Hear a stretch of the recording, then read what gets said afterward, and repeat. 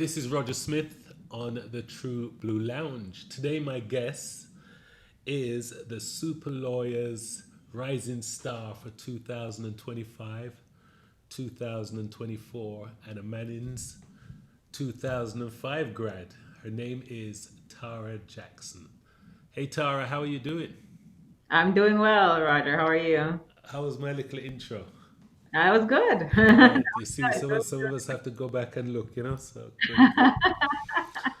All right, so hey Tara, my style is about getting to know Tara and just my natural personality. I'm just curious, and to get to know you, I have to ask you some fool questions, just so that you know I can really get to know you. You know what I mean?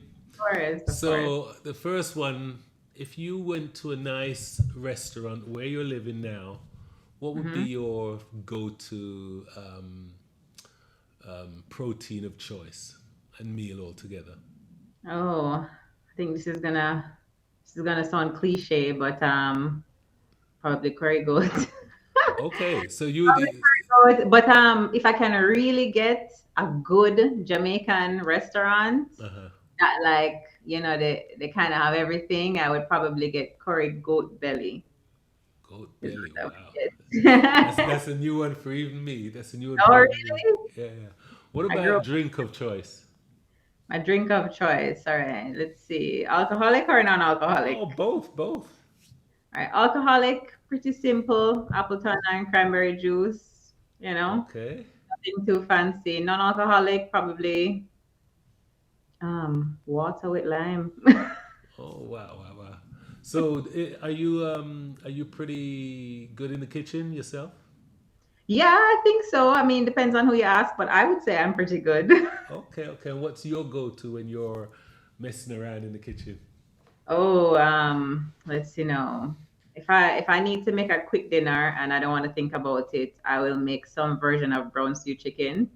Okay. Um, I kind of have it on autopilot. I just go and I do my thing, and that's what I make. If I want to be fancy, I will make do some ribs. I have like an appleton sauce that I do my ribs with, and everybody Uh-huh. loves it. Or like I'll make oxtail if I want to be Okay. fancy. And can you knead flour dumplings? I can, but I don't do it by choice. Okay, okay, okay. Just checking. Wait, if Just, I just, can though. just checking. Making sure you're authentic. So, tell us how. So, tell us what part of Westmoreland are you from? So I'm from Sav, Uh huh. not too far from Mannings. I think I grew up. I would say about 5 minutes from Mannings, 5 minutes drive from Mannings. Okay.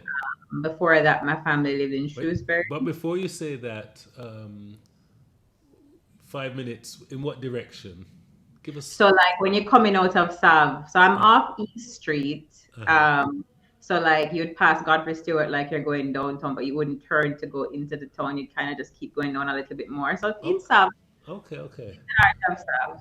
And then you guys come from Petersfield or Shrewsbury, you say? Shrewsbury. So, well, Okay. Shrewsbury, but like my dad's family is from Hartford and Okay. Parkfield area, and my mom's family is from Burn Savannah. So Okay. Nice. Bert Savannah.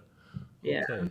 I know Hartford very well because I used to live near Amity. Okay. Okay. Nice. Cool. Cool. Cool. So, what was Mannings like for you? Was it a good experience?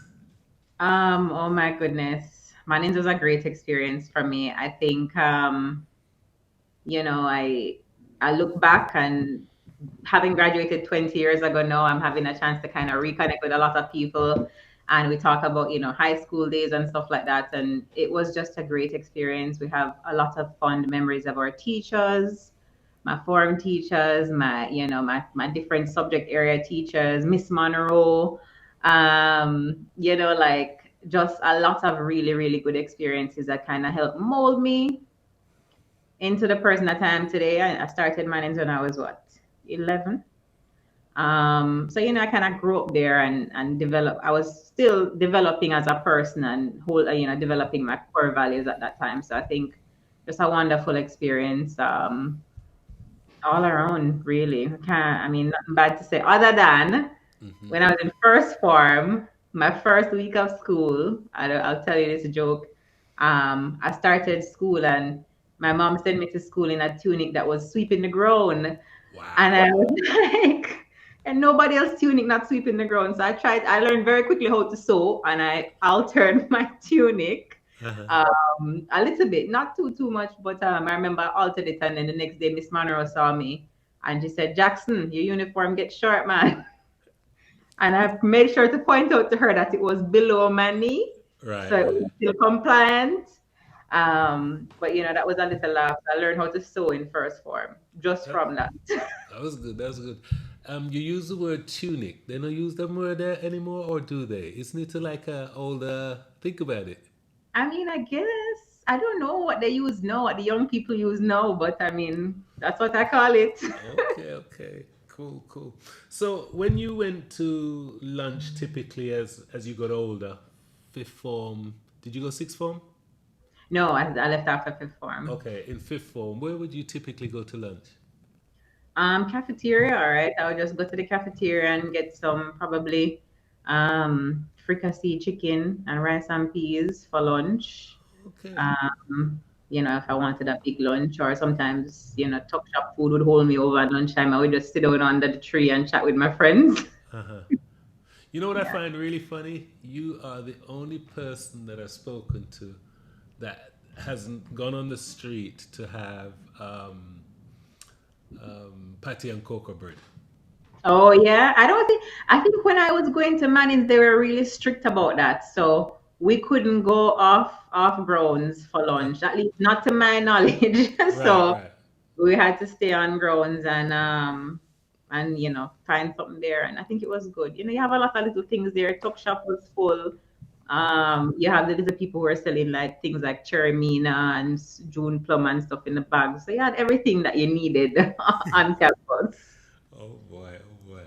So, how did you get from Mannings over to do your LLB and LLM?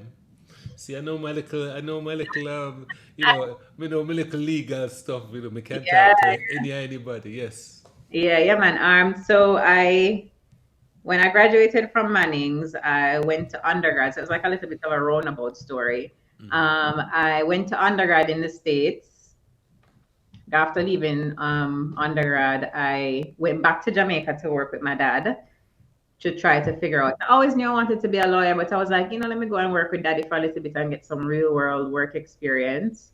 And in doing so, while working with him, I started doing my LLB at UTech Western Campus while working, with my dad and doing the UTech program in Western Campus. And after graduating from UTech, I decided I want to move back to the States to practice in the States because the area of law that I wanted to do, um, the States just felt like the place for me to be in that moment to practice. And so I moved back to the States, went to law school again, graduated and got a really good job with the firm that I'm with that firm now. And just started practicing and somewhere along the way found time to do my LLM while working, which I do not recommend. It's very challenging, but Can I ask a semi-personal question? sure. Did the firm that you work for support financially that quest of the LLM, or did you have to come out your own pocket? So let me put it out there. I didn't come out of my own pocket, thanks to my parents. Okay. My parents funded my LLM. Hey, Um, by the way, you could have keep that part that you could have keep to yourself. and, All you had to say was by the workplace. Because what I'm thinking is, Tara, is while you attain academic qualifications in the silo that you're working in, the mhm. company gains all that. So why wouldn't you pay for it? So that's why I asked the question. But go ahead, Yeah. give props to mommy and daddy. Yeah, man. Big props to mommy and daddy. I was fully working and fully capable of paying for it on my own. But a big thing for my parents was, funding their children's education until the children felt like they were done. So if I wanted to still be in school right now, being true to their word, I know they would be very supportive of it financially. So that was a big thing for them as we were growing up. So when I shared that I wanted to do my LLM, it was kind of just, okay, well, you know the deal. This is the plan. So, we promote that. So that's Right. kind of how that part went. Hey, just a side question. That piano at the back looks really sophisticated. Is it a one background you have or a one real piano what can And make it's a real noise? piano. Oh, and you can It's a, play? I can. Oh, I see, I see. So tell me about your hobbies, Tara. All right, let's see. Well, I'll play piano periodically, although I don't get to do it as much as I want to nowadays to be, to hold myself out there as a true pianist. But I play recreationally still.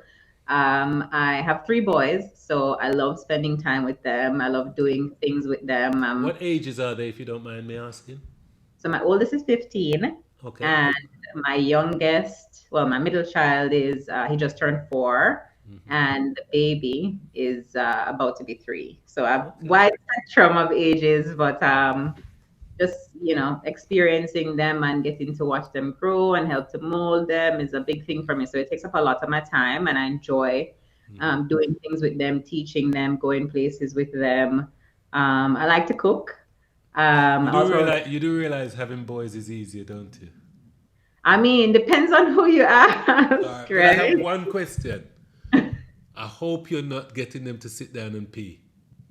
No, no, no, no, no, no, Good, no, no. good, good, No, good. they have to do it. They have Yeah, to do it how they're supposed to do it. yeah. 'Cause irrespective, sometimes the toilet them get rank for a while, but after a while they start I clean know, up man. after they one I another. work with them, and they've been good about it because every time they make a mistake, I'm like, guys, come on now, this is extra work for me, and then they're like, oh, we don't want to give mommy extra work, so Yeah, that's cool. That's yeah. cool. All right. So you play your piano, you look after your boys. Yeah, I like to cook sometimes, and I'm really into fitness and wellness now. So Uh-huh. I work out pretty often. I'm, always talking to people about exercise and staying fit. I And noticed you had a bar on your back, but there was no one spotting you on each side, and you were doing squats. You do ah, you do realize as you get older, you need somebody by each side of you because you may go down and you need them say, okay, I'll get back up. well, they have vitamins and supplements for that. So Okay, okay, the okay. more you do it consistently, is the Uh-huh. easier it is for you, and the older you get, the less. I mean, barring any injuries, of course, and stuff like that. The more your body get used to it, is the better your joints perform under pressure. My dad works out like 4 times for the last 20 something years, as Wow. far back as I can remember. He works out without fail at least 4 times a week, every single week for the last When 20 you plus. see me, I beg him an interview with me. Yeah, Yeah, man. Yeah, man. I would like to talk to him. Yep, yep, yep. Of course. Yeah, yeah. So, tell me about a job you done that you really didn't like, Job I've done that I really didn't like. Let's see. or maybe like isn't the word you didn't enjoy, or parts of your job you don't enjoy. See me again. Whole heap of opportunity and time to think about it. Yeah. So, um, truthfully, as a lawyer, I try my best to. My style is very collaborative. I want people get to the yes of things and not the no's of things.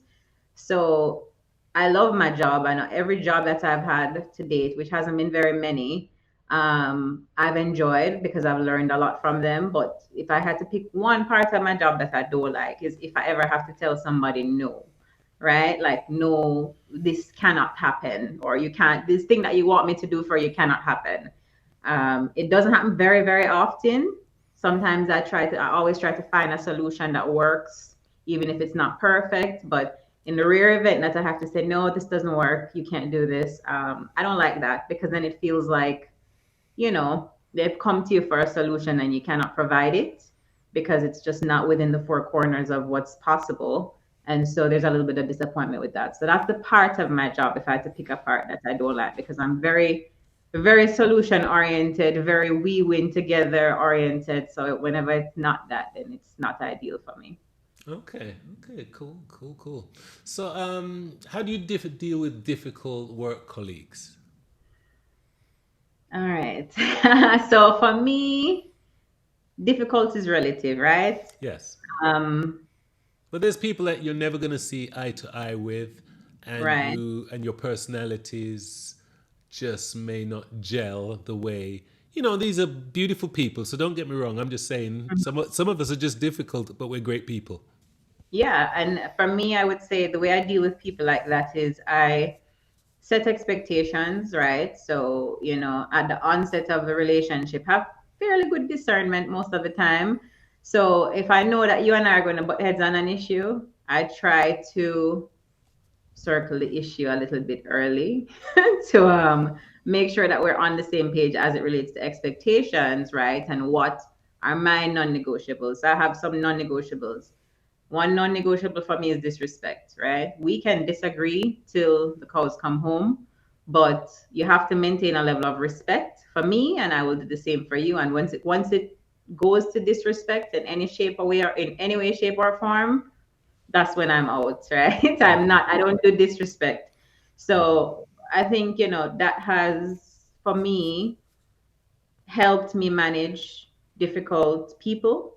They know my limit. So they can be difficult all they want, right? I'm in the business of working with difficult people to find solutions. Right. So it's not something that I'm too sensitive about. But if you're difficult and you're disrespectful, then people know that's a no for me. So if I end up there with somebody, it's let's leave this conversation and come back to it when we are of cooler heads and tackle the issue and not each other, right? Because I'm not a fighter. I'm not a UFC fighter.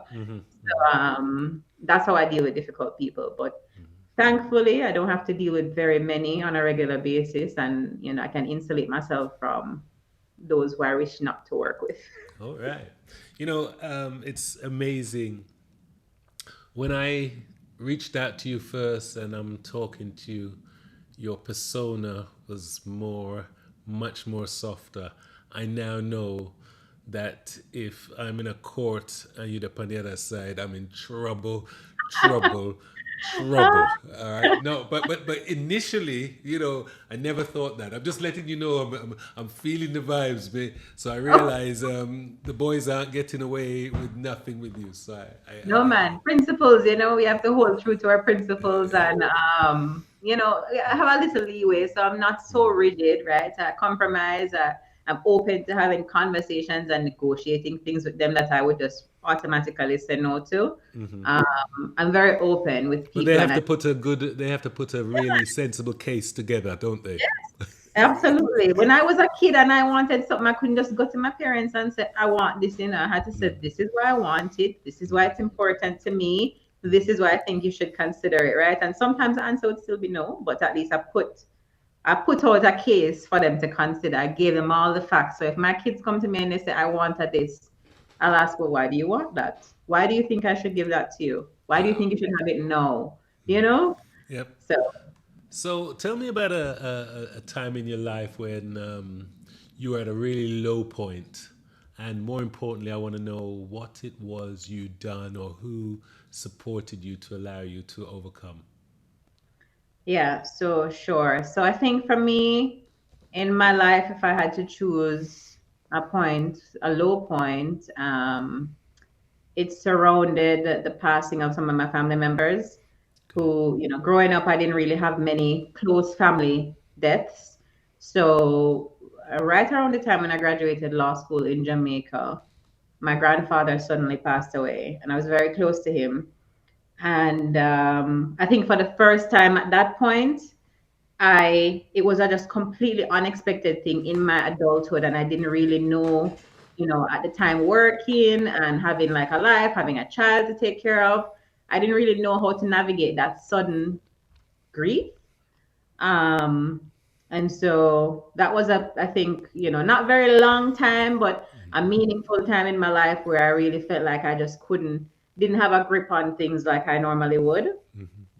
And so for me, I'm close to my family, very close to my family.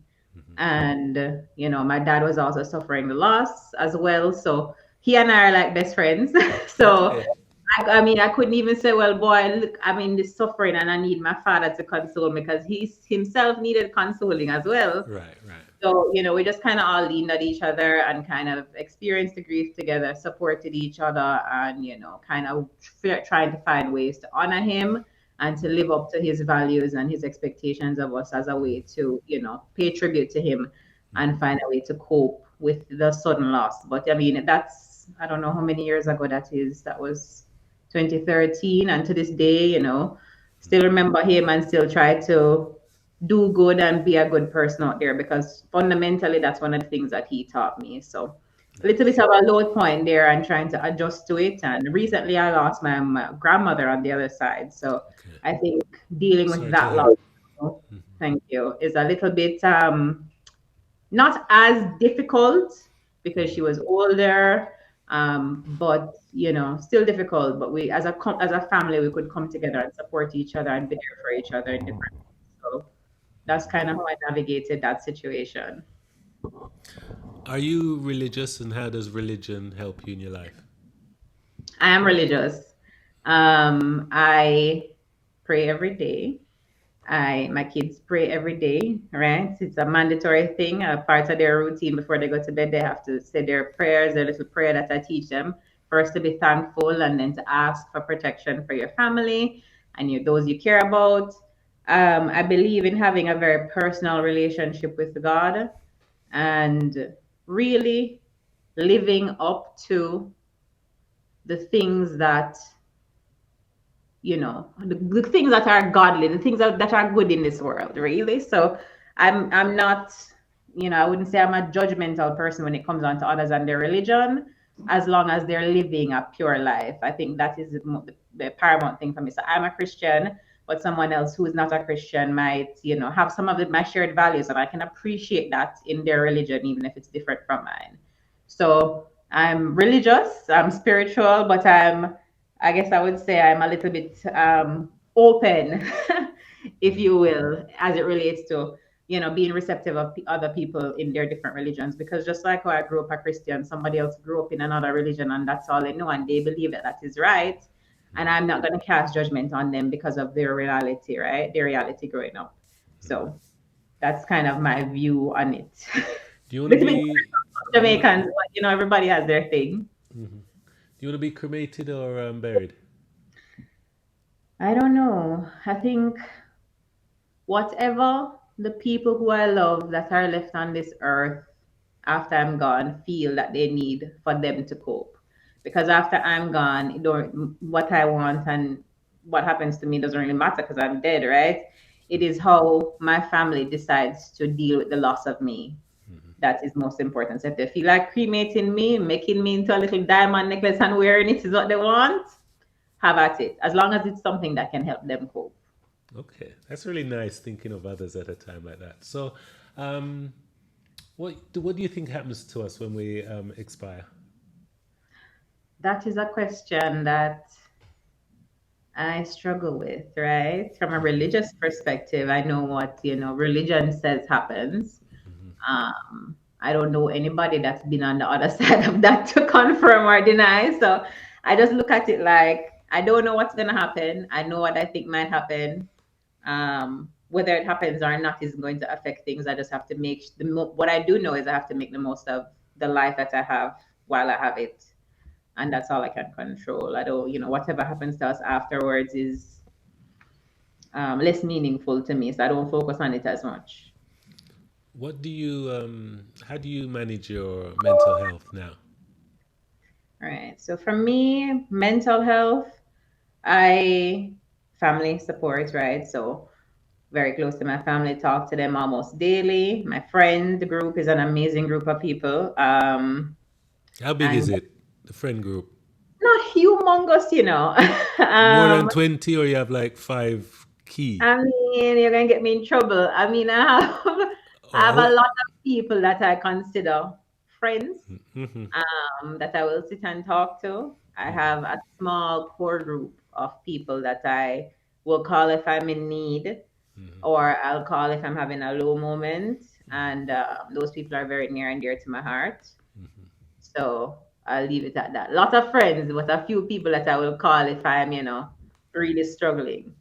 You know, I mine's similar, but mine are concentric circles, and it depends on need. So I have like a concentric circle when it comes to my career and stuff like that. And then Mm-hmm. I've got a concentric circle of friends that if it's for upliftment or, to get me back to my fighting spirit, to uplift and stuff like that. And then mine go out in time. Some people you speak to them weekly, some once a quarter, some half a year, and that's how I deal with it. But Yeah, that's a good way to deal with it. I don't think I've ever thought of it in kind of like compartments like that, but that's a good way to kind of deal with it. Tara, Unfortunately, I'm an parents I'm an engineer. That's how I think of things. are. No, have fun, have fun, have fun. Okay. Yeah, When you think of the future, are you hopeful? of course. I'm very hopeful. I thrive on hope of possibilities to come, right? That's what I say. My goal in life, my ultimate goal in life, I have many sub goals that stem from that, but my ultimate goal in life is to make things better than I found them, make people better than I found them. And so there's a level of hope that has to come with that because in the present, if something's going to be better, it's not there yet, right? And so you have to hope for better things and kind of work towards feeding that hope to make it a reality. So that's kind of how I view the future and hope and in everything, in work, in career, in family, everything. I've got a nice one for you. Do you see a day and a time when you will be back in Jamaica, or living and working? Mm. Okay. um, Nice question, and it made you think. But hey, guess what? And uh-huh. and and the reason I'm talking now is because I've given you your think time. It's a Mhm, real difficult question, and I'll tell you why. I have lots of friends, and this is a discussion we have all the time, and mhm, everybody wants to move back nostalgically. But the mhm. more we get up in age, the more we have to be clinging on to the healthcare of some of these first world countries for some reason. And it Yeah. makes the situation really difficult. And the older we get, the Mhm. worse it is. Yeah. I mean, my relationship with Jamaica is unique. Well, I wouldn't say it's unique. I think a lot of Jamaicans have this type of relationship with the country. It's one where it's home and it's always going to be home. Nowhere else is going to be home for me. Um, my family lives there, right? So in my immediate family, I'm the only one who lives in the States. Everybody else is in Jamaica. Both my Okay. brothers live in Jamaica, both my parents live in Jamaica. And so it's always home. And there's always this desire to participate in Jamaican life, Jamaican business, the Jamaican economy. There's this constant, desire to, and I'm constantly involved, right, in different little ways. Would I make a permanent move and go back to Jamaica? I don't know. I don't know what the future holds, right? Well, I've moved back, but mine is 2 weeks a year. That's it for me. That's Well, if all I that's need. back, I'm back there too. Yeah, I've moved back. Yeah, that's the best it's gonna get. And a lot of people says, "Well, he's making fun," but some people, me not see them a pack up and go nowhere. You know what I mean? So at Yeah, least I I've mean, made my commitment. Jamaica there's so much possibility and so much potential in Jamaica right now. And I mean, Jamaica has been doing big things, don't get me wrong. I mean, I'm a public company lawyer, and to see the tremendous success of the stock exchange there is just a wonderful thing to witness. The growth of the private equity industry in Jamaica, the consistent development and evolution of the financial system in Jamaica. A lot of things, a lot of big things going on in Jamaica. You could work. Have you applied for a tourism job there, or some government job, because you sounded really good a while ago? I know, but I'm a Marketing brand Jamaican Jamaica. before, and I love my country, and I follow the things happening there very closely. So I mean, I can speak to it. I can see the maturity of the markets. I can see the maturity of certain business areas of business. I can see the focus on entrepreneurship and growing entrepreneurs, developing entrepreneurs in Jamaica.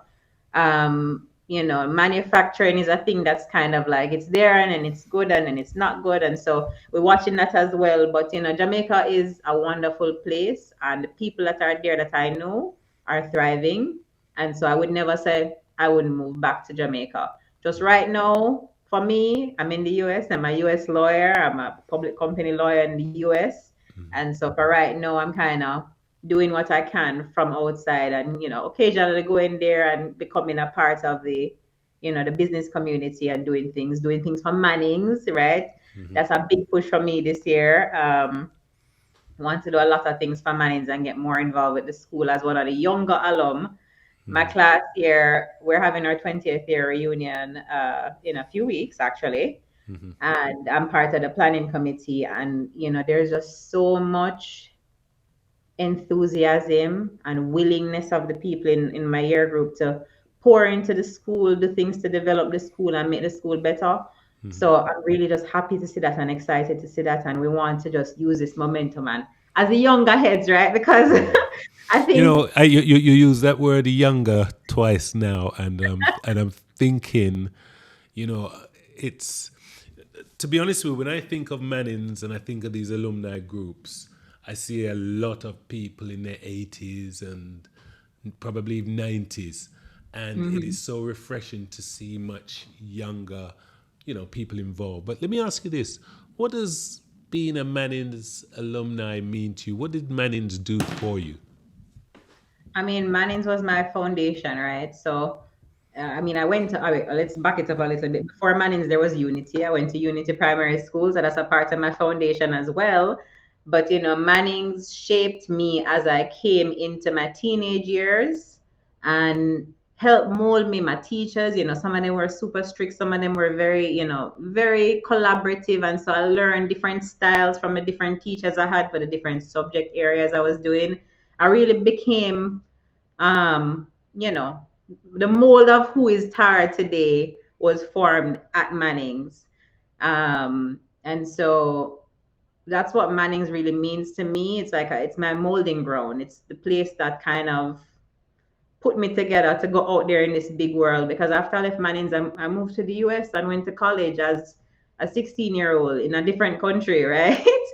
And objectively speaking, it didn't go so bad. So a lot of good things happened there. That's just, very fond memories of the school. Are you sure your competitive nature didn't come from Unity? Because I went to Unity in Stratbourne too. I mean, I think my competitive nature was from birth. Oh, okay, I okay. was born. I was born with a very, I've just been self-driven since birth, since as far back as I can remember. I have two older brothers. I was the only girl. So, I want to compete like a boy. You know what I mean? I Yep, want yep, to yep. go to toe with my brothers. And just kind of growing up in my household, my parents had high expectations. And I was like, my goal is to reach those expectations and surpass them. So I always setting a goal for myself since as far back as I can remember. So I mean, the drive was always there, but Manning's kind of fueled it. Unity definitely fueled it as well. So So, as an alumni and part of the group, the graduating class of 2005, what is it you'd really, really like to see from Mannings? What would be ideal? goodness, I want to see more involvement from the younger alumni, and not speaking specifically about my class year. I know my class year has, we're mobilized and we're going to be doing things, and we have plans for years to come, not just this year. I know the year before me has done wonderful things as well. The class of '04 done wonderful things and continue to do wonderful things for the school.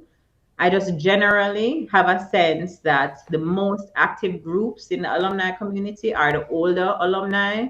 And so I want that to not necessarily change. I want to keep them engaged. I want them to keep doing all the wonderful things that they're doing, right? But I want to see more of the young, capture a little more of the younger alumni base, bring them back to the school, make them remember, reminisce about the memories, reminisce about their teachers, see the condition of the school, right? So there are many things that need to happen at the school right now. The library is currently under the restoration process. I mean, I grew up sitting down in reading books in that library. sitting down at the little old porch at the front of the library, having my lunch every day, hanging out with my friends, and just really fond memories. And it's it's a very very significant building, and so I want more people to become involved with kind of restoring the Mannings building. I want more people to be involved with mentorship. I think a unique trait of a younger alum, and I don't want to knock the older alum, but the unique trait of the younger alumni is the closer you are in age to the student, is the more you're able to relate to their experience. And so I may not be able to relate as well as somebody who graduated 5 years ago or somebody who graduated 10 years ago because I graduated 20 years ago, right? Right, right. For somebody who graduated 40, 50 years ago may not be able to relate to them as well as I can. Because with each generation, you have kind of different, the parents that you have in each generation are different, right? The parenting styles are different. So as we evolve, we need to just keep pulling in the younger alumni to consistently have just a range of different experiences to share with the current students so they can really benefit from the knowledge of the older people as well as the familiarity from the younger people. That's something I'm really focused on and I want to do in terms of mentorship and stuff like that. Just talking to the students, I want some of the younger alumni to be more involved. That's really nice to hear. And I think I agree with you 120%. I really do. That youth and being close in age is what's required because at the moment there's a level of strictness that is through years, you know. Well, when I went to school, we couldn't do this, and some people expect things to actually be the same, you know. Yeah. Is there anything you wish your parents told you, Tara Jackson, as a 15, 16-year old that you wish they had told you? And now, looking back, if they had told you, you think you'd been a better person or more enlightened? Let's see. No. I don't think there's anything because my parents used to have plenty of things to tell me. Okay, okay. I mean, mine is I wish my parents told me to save more money, or buy a Yeah, no. house and land or something. I think as I grew, I was always the one asking a lot of questions, right? So I wasn't the kid that just when my parents tell me something, and this may come back to bite me with my own, but I wasn't the kid who, when your parents tell you something, that was just it for me. I always wanted to know, well, why? And I mean, let's talk about it.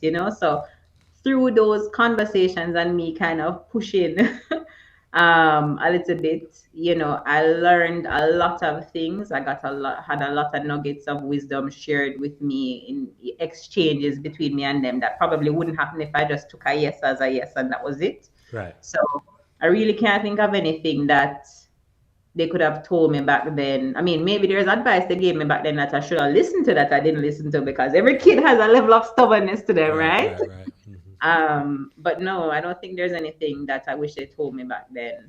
Okay, so when they watch this is really good. It makes them look them get A plus. Both of them get A plus. That's really good. Hey Tara, I'm really really appreciative that you spent the time to allow Roger to get to know you. So this is really good. Love to know that the only thing that worried me was your drink of choice. It was Appleton and something else and cranberry. And that's Yep. kind of too dark for me. Now, if you said cranberry and white rum, and it's been bugging me for the 40 minutes we've been talking, but I let it slide. I was just telling somebody the other day that now you're not catching me near a white rum bottle at all. At Okay. all. All right. All right. Well, thank you very much for your time. And it was really, really beautiful talking to you. Thank you. Thank you. And if I can just really quickly, Yes, yes, yes. I know a lot of alumni watch this. I'm in the class of '05. I'm on Facebook, I'm on LinkedIn. I really want to get in touch with more alumni. I've been speaking to some people from the South Florida chapter. I've been speaking to some people from the Western chapter. I really want to connect with alumni and help mobilize efforts. I don't want to reinvent the wheel, right? So if there is a program that exists already in an alumni group, I want to help build upon it and incorporate some younger alumni. That's a big thing for me. And my 20th year reunion is coming up in a few weeks, like I said, and we have a project we're undertaking for the school and would just love if anyone wants to support us and help us build an outdoor gazebo at the school. Please reach out to me. I would appreciate having a conversation with you. And No donation is too small. So Cool, cool. Thank you very much.